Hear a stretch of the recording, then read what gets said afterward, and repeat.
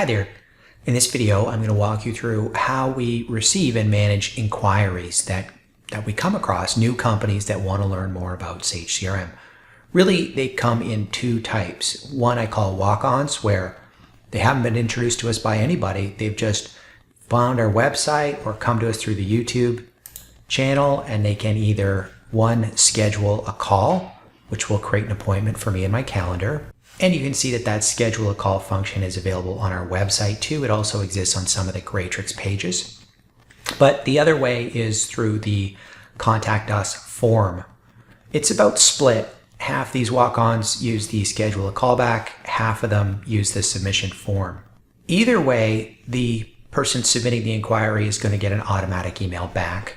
I like the submission forms because we ask some, I think, pretty relevant questions. We've got a couple different versions of this form. So if you have a partner, who's your partner, that type of thing, and how did you come to find us, and so forth.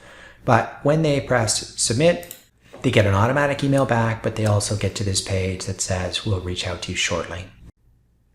So these walk-ons arrive sometimes using the schedule a call, sometimes through the submission form. If it's through the submission form, then a record of that company and that inquiry automatically appears in our Sage CRM instance.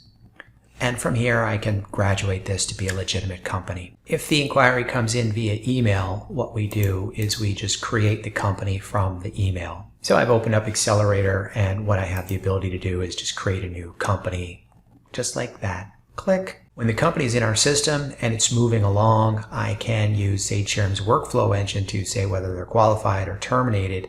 But notice these notification and notify person. I've just populated them with my email addresses so you can see what happens. But if I were to qualify this opportunity or otherwise progress it forward or even terminate it, either way, this is going to send out an automatic notification to whoever the notify person is. So if it was an employee at Sage that wanted to stay in the loop, or if it was one of our partners, like a Sage partner who had submitted the inquiry to us, either way, they can stay in the loop as this lead or opportunity progresses through our system.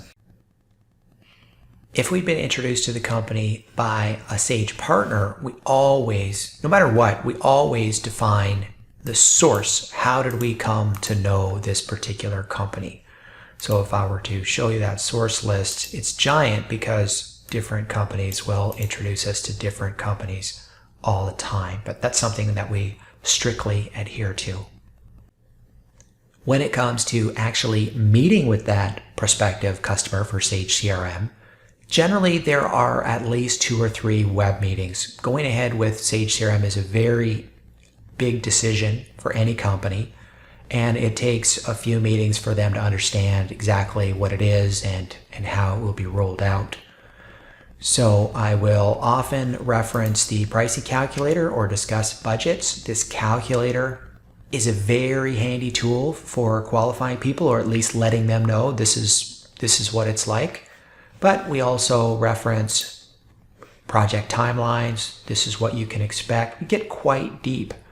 Our approach is to always have one of our project managers lead the project and work between the company and the technicians. So the client or the prospect has to understand the whole gamut of that. And if we get as far as submitting a proposal, they generally look like, oh, these are our objectives, and here's a summary of the costs, and here's the schedule specific to you, and the details of that proposal, what we expect from them, what they expect from us, and so forth. Generally speaking, over the past 3 years, our conversion ratio is just over 20%. So 1 in 5 companies that we meet actually goes forward with a Sage CRM project.